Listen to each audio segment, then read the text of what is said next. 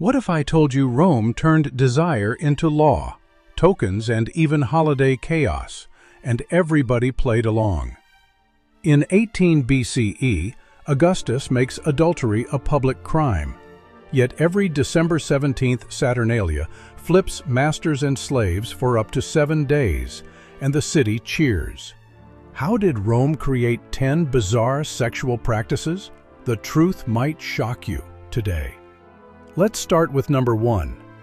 They carved sex jokes on walls like it was Yelp reviews. A city locks in ash, yet the jokes stay alive. Your eyes land on a wall, and Rome starts whispering. Walk into Pompeii, and the reviews slam first.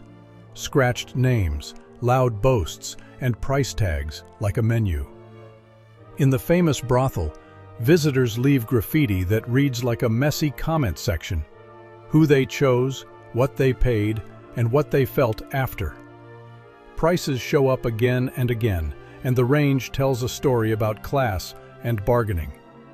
In Pompeii's brothel, tariffs sit around 2 to 16 asses, which already sounds specific, until you see other graffiti that pushes even higher prices into the 20s in some cases.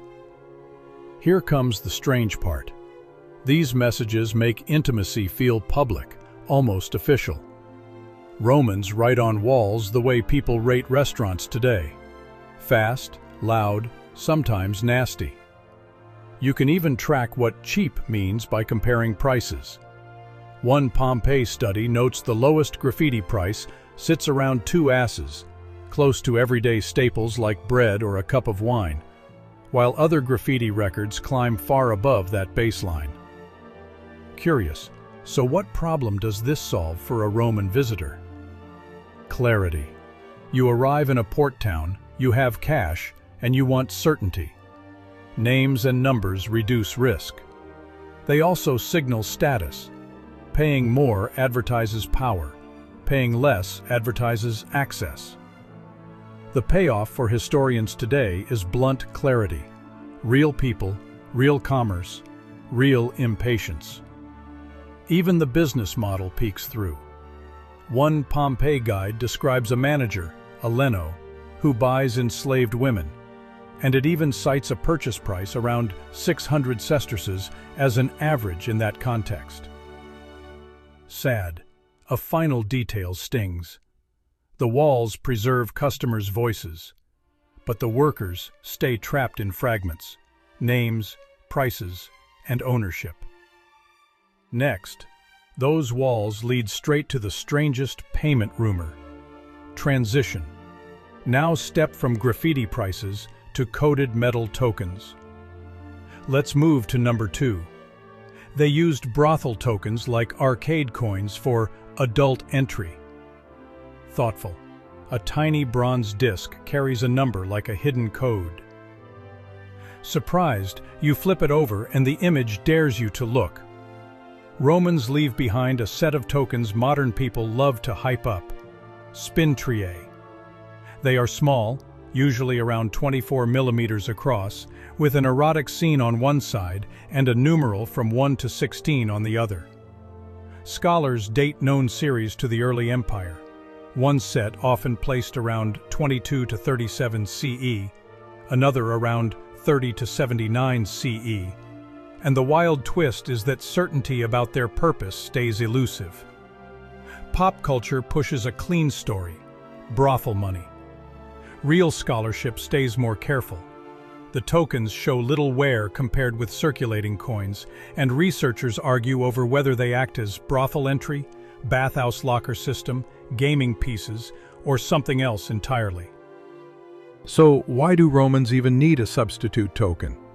One plausible problem sits in the politics of money.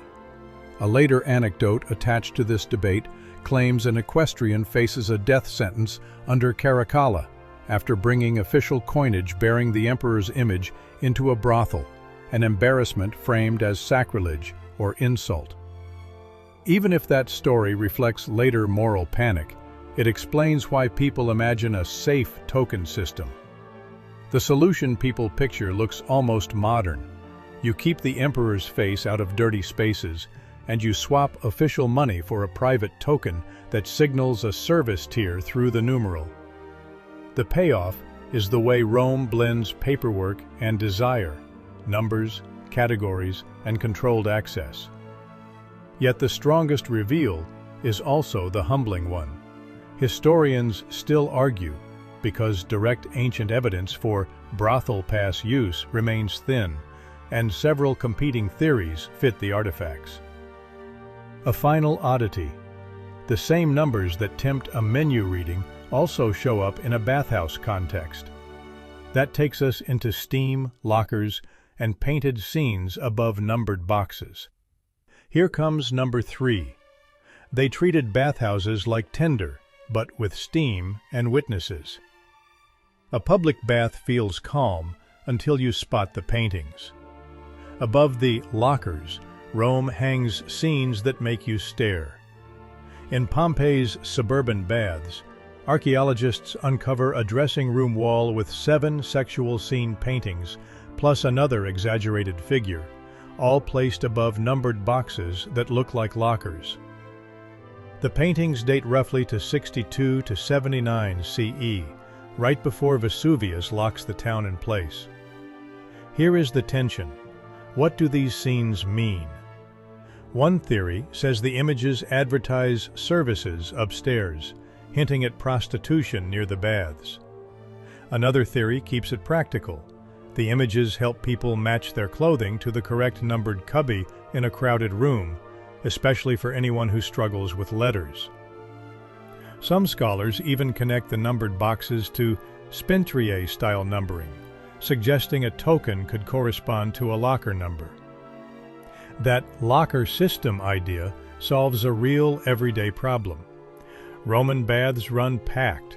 People strip, sweat, move room to room, and they need a reliable way to reclaim their clothes. A vivid image acts like a visual password.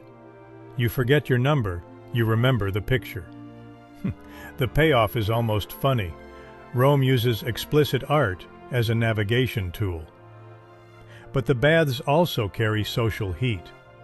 Literary and archaeological work on Roman prostitution describes sex work happening across spaces: brothels, taverns, inns, and sometimes near bathhouses, because baths concentrate people, cash, and anonymity.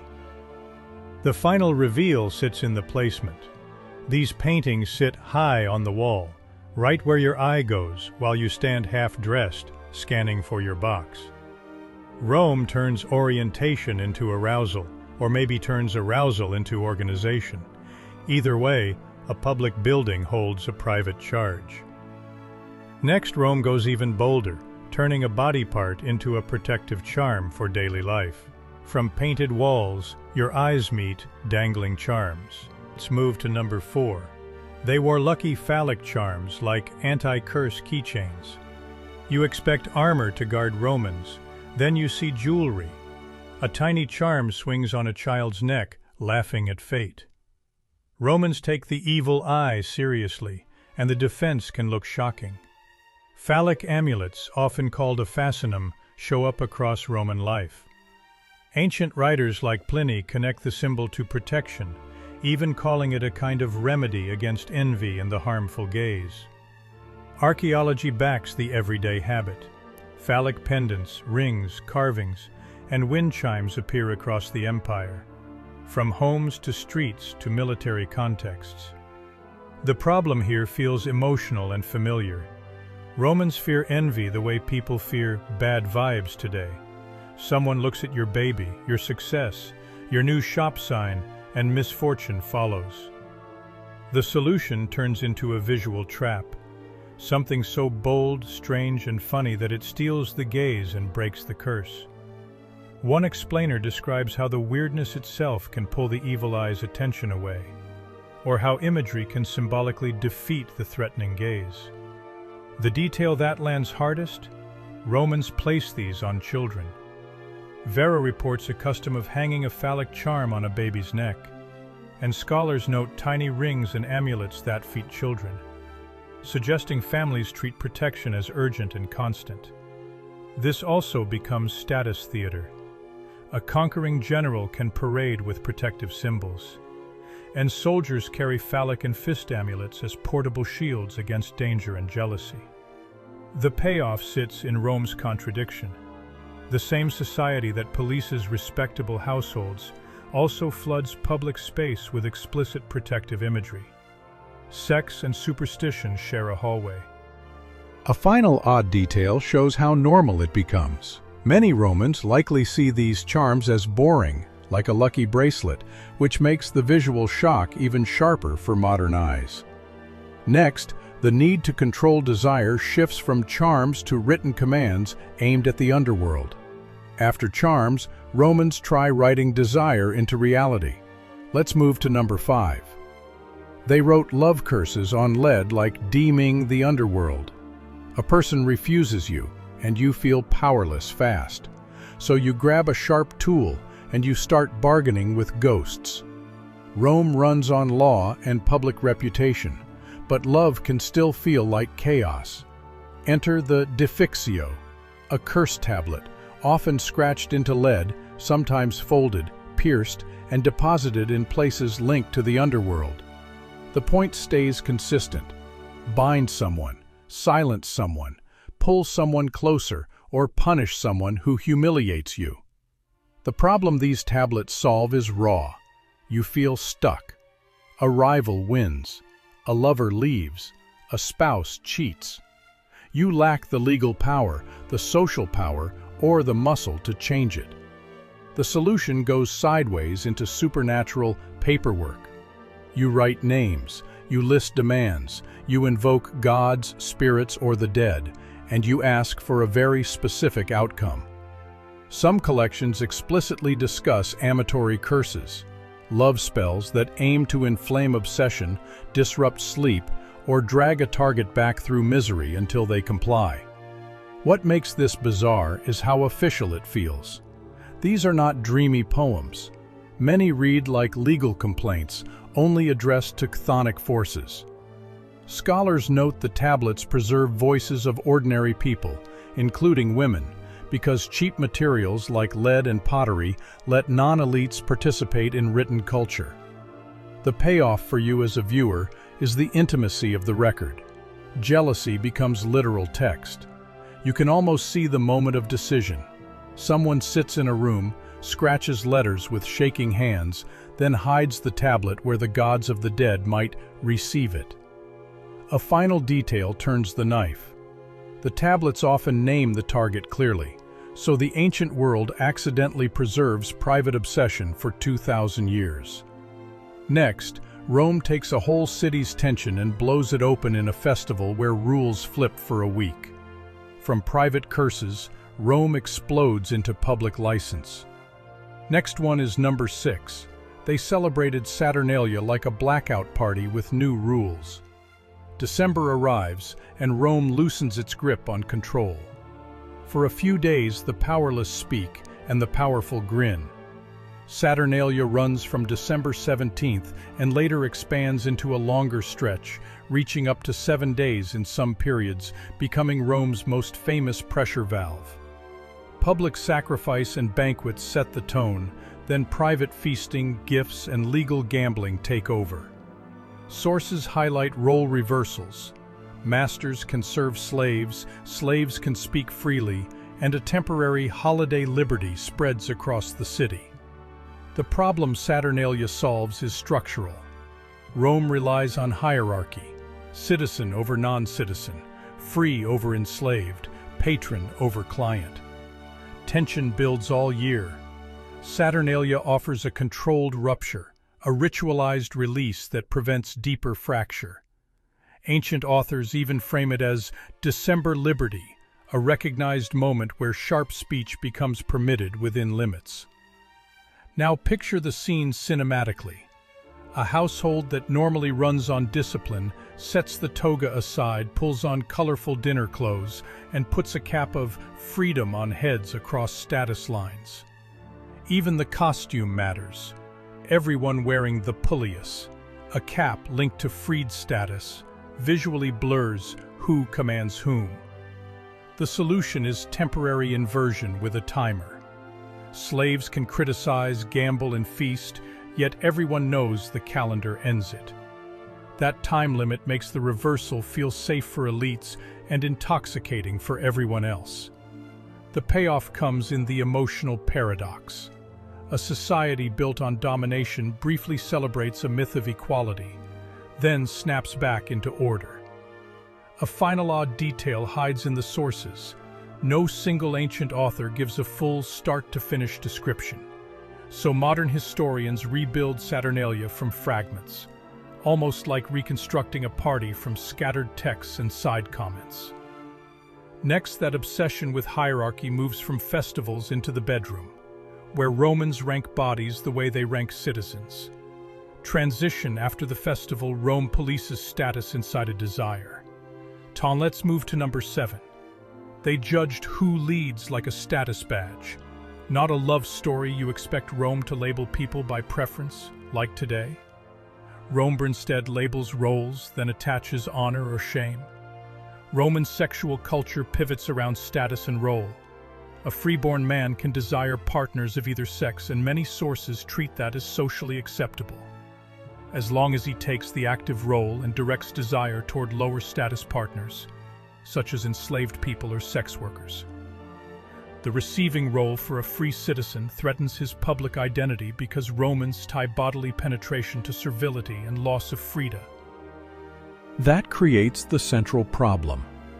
How does a society obsessed with domination protect its elite image? The solution becomes a strict social script.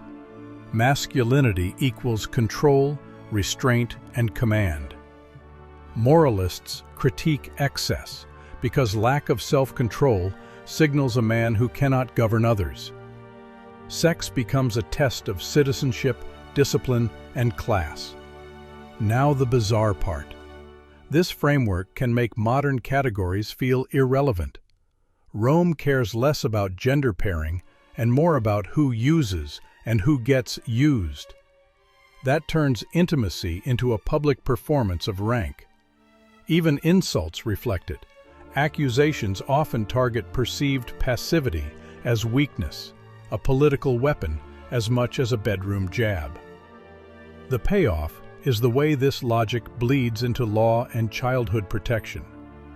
Sources discuss the visual signals that mark freeborn children as off-limits, including protective amulets and clothing that communicates inviolability, because sexual violation of citizens carries extreme stigma and legal consequence. A final surprising detail.